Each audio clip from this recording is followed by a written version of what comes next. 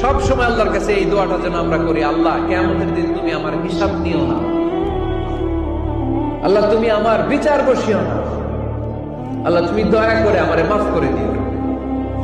আল্লাহ যার বিচার করবেন ও জাহান্নামে যাবে, আর যার বিচার করবেন না সে জান্নাতে যাবে।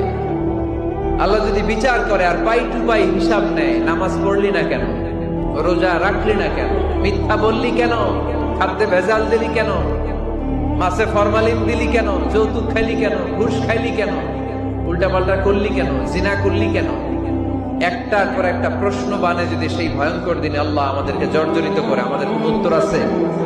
সেদিন আমাদের বাঁচার কোন উপায় আছে?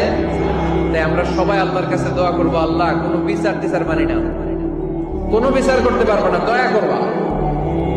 কথা কয় না? কি করবে? এবার আওয়াজ করে বলেন, বিচার চান না দয়া চান?